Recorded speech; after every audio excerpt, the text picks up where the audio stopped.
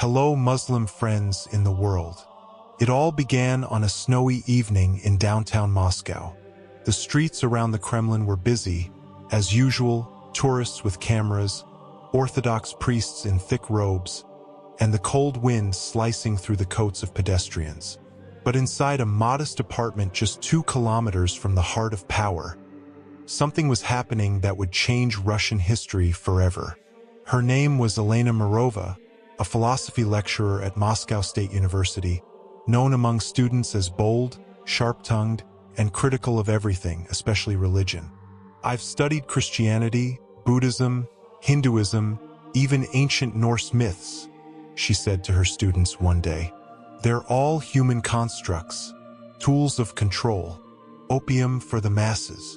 But one day, while researching about intellectual movements in the Middle East, Elena came across a name she had rarely heard in her academic circles: Muhammad. Not the distorted version portrayed in Russian textbooks or state media, but the real Muhammad, the prophet of Islam.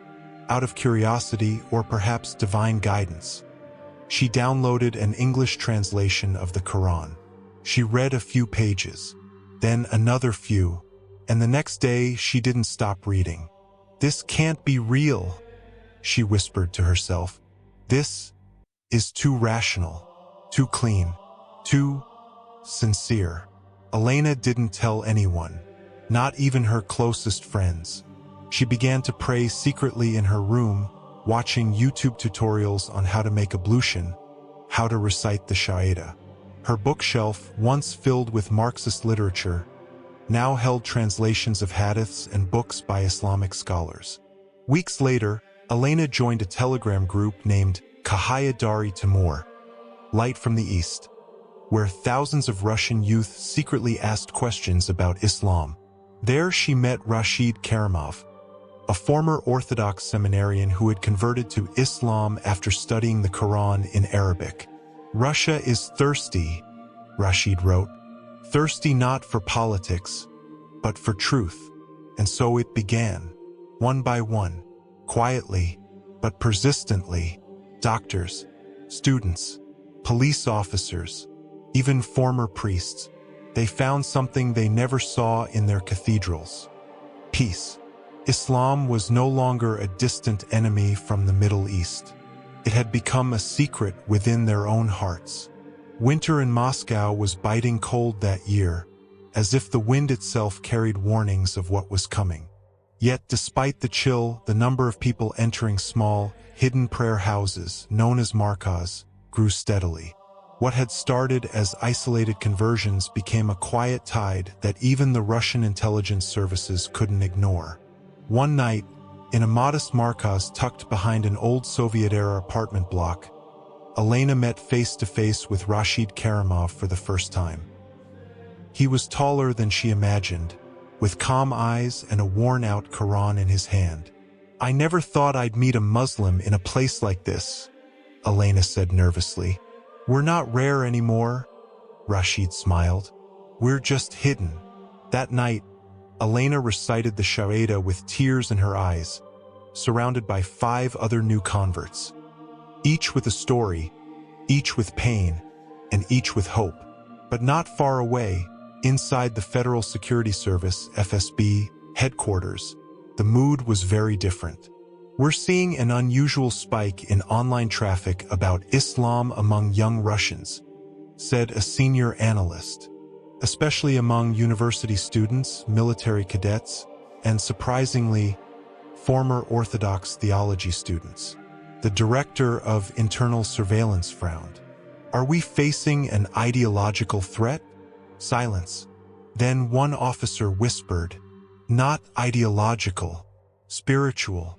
President Vladimir Putin sat alone in his private study that evening, holding a confidential report. Over 10,000 Russian citizens have converted to Islam in the last 3 months, including government employees. Putin didn't flinch. He simply placed the file down and stared at the icon of Christ hanging above his fireplace. "What are you trying to tell me?" he murmured.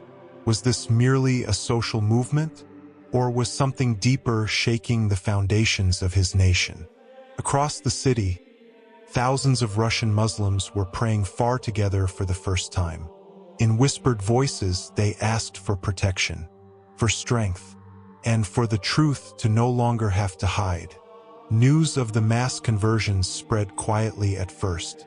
Then it hit the headlines. Thousands of Russians were embracing Islam, abandoning the centuries-old Orthodox faith.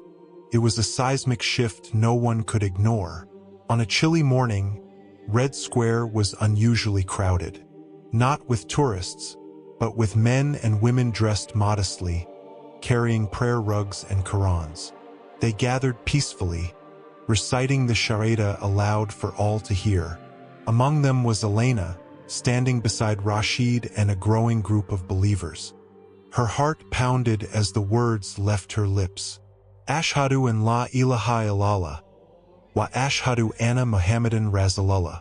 The crowd echoed, a sea of voices declaring their faith in unison. Nearby, hidden behind tinted windows, a special unit of the FSB observed silently. Commander Sergei Ivanov frowned. This isn't just religion. It's a movement, a challenge. Back inside the Kremlin, President Putin watched the live footage with a steely gaze. His advisors urged caution, even suppression. But something inside him stirred, a mix of curiosity and unease. The old ways seemed brittle, the old powers shaken. That night, Elena and Rashid walked through the snow-covered streets of Moscow, feeling a strange new hope. They say Russia is a land of Orthodox Christianity, Elena whispered. But maybe it's time for a new dawn. The Kremlin was buzzing with tension. The Russian Orthodox Church, once inseparable from the state, was now watching its influence crumble. Patriarch Kirill called an emergency meeting of bishops and clergy, their faces grim in the ornate chambers. "We cannot let this spread," the Patriarch declared, voice thunderous. "This is not just faith. It's a threat to our identity, to our nation." But outside the gilded halls, the streets told a different story. In the quiet corners of Moscow and beyond, small groups gathered, praying together, sharing knowledge, and growing in number. Elena's circle at Markaz Nur expanded rapidly. Doctors, students, and even a few police officers came seeking truth and peace. They faced suspicion, sometimes hostility, but their resolve never wavered. One cold evening, the FSB launched a raid on Markaz Nur. Armed officers stormed the building, shouting orders, dragging people from their homes. Elena was arrested, along with her brother Timur and Alina, a convert from Belarus. In the cold interrogation rooms, they faced accusations of undermining national unity and spreading extremist ideology. Yet Elena answered calmly, "We seek only truth and peace. Islam is not the enemy." Word of the raid spread quickly. Instead of silencing the movement, it ignited a wave of protests. Thousands marched through Moscow's streets, chanting peacefully, "Islam is not a threat. Lies are the real danger." The government's silence was deafening. President Putin made no public statements. His quiet response only fueled rumors and fear within the Orthodox hierarchy. Amidst the turmoil, a secret recording leaked, showing Putin meeting with an Islamic scholar in Kazan, uttering the Shahada in private. The revelation shook the nation. Was the leader of Russia turning his back on the cross? The church was outraged, the government divided. And in the shadows, Elena was quietly released from custody, freed by orders unspoken, signaling that the storm was far from over. The Cathedral of Christ the Savior, the proud symbol of orthodoxy at Moscow's heart, looked peaceful that night. But inside its grand halls, an emergency meeting was underway. Dozens of bishops and metropolitans sat around a massive oak table beneath the painted image of Christ on the cross, faces flushed with anger, not devotion. The Shahada in Red Square? Putin silent? Now rumors say he himself has turned from the cross. Are we just going to sit and watch? Patriarch Kirill's voice thundered, his fist pounding the table. He wasn't just a spiritual leader, he was a power player long aligned with the Kremlin. Now that alliance was cracking, cracks that threatened to shatter everything. Islam isn't just spreading, he continued. They're invading. We must fight now. Meanwhile, on the other side of Moscow, Elena and her brothers at Markaz no longer hid in the shadows. After the public Shaida in Red Square, waves of support surged from cities like Kazan, Ekaterinburg, Chelyabinsk, and even traditionally Orthodox towns like Tver and Vladimir. Independent media called it the spiritual renaissance of Russia. State-controlled channels branded it a latent radical movement. National TV aired propaganda clips, falsely linking converts to terrorism or foreign conspiracies. The converts were labeled traitors to Slavic culture. Then came the night of the raid. At 2 a.m., the FSB stormed Markaz Nur. Doors were smashed open, shots fired in the air. Armed police shouted orders. Elena was dragged from her bed, Timur struck with a rifle butt, and Alina, a Belarusian convert, was kicked until she bled. They were accused of holding illegal meetings threatening national stability. But even in custody, they stood firm. In the cold interrogation room, when asked, "Are you part of a conspiracy to destroy the nation?" Elena answered calmly, "I am part of the truth you hide." The next morning, thousands marched in protest. They weren't a mob. Doctors, professors, housewives, former police, all united under one banner. Islam is not the threat. Your lies are. Minor clashes erupted in St. Petersburg and Kazan. Bishops seethed. But the biggest fear was clear. Putin remained silent. No defense of the church. No condemnation of Islam. And that silence terrified Patriarch Kirill. Days later, a leaked secret document shocked the world. President Vladimir Putin met with an imam in Kazan. Recordings show him reciting the Shaida. The church split. Politicians panicked. The military questioned their loyalties. To the cross or to the crescent? Meanwhile, Elena was quietly freed under unofficial orders. No explanations. No public admission. She knew who had pulled the strings. And she knew the storm was only just beginning. It was a cold Sunday morning. The gray sky over Moscow seemed to hold its breath. The whole city was glued to their screens. TVs, phones, laptops. Because the Kremlin had just issued an unprecedented announcement. President Vladimir Vladimirovich Putin will deliver an emergency national address from inside the Cathedral of Christ the Savior. Everyone expected war declarations or martial law. The churches buzzed with excitement. Patriarch Kirill sat smiling in the front row, confident the president would reaffirm their alliance. But when the cathedral doors opened and Putin stepped in, all eyes widened. He wore no grand suit. He carried no cross. He did not kiss the holy icons as usual.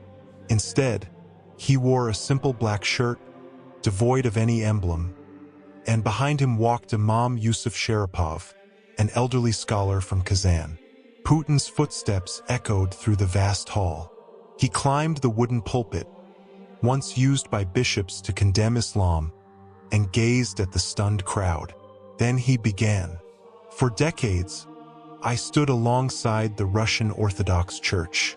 I protected it, financed it, even made it a symbol of Russia. But today, I stand as a man who can no longer pretend. Whispers rose. Patriarch Kirill rose to his feet, shocked. Putin continued, I have seen the light, not from golden altars or cathedral walls, but from prayer rugs and the tears of those with no power, who possess a peace money cannot buy. Then, slowly but firmly, he declared, Today, I proclaim with full conviction, I am a Muslim. Allahu Akbar. The words echoed from balconies. Muslim journalists, technicians, even some guards joined the chorus. Kirill tried to stop the broadcast, but Putin stared directly into the camera and finished. From today, Russia will no longer oppose Islam. From today, this great church will be transformed into a place of worship for all. And from today, the cross will be taken down from the Kremlin, not out of hatred, but because justice has long been buried beneath symbols of power. 2 hours later, military helicopters landed behind the cathedral, not to arrest the president, but to bring specialized equipment. The giant cross atop the Golden Dome was slowly lowered. Below, thousands watched with tears in their eyes. Some fell to their knees. Some chanted the Shahada. Some embraced silently.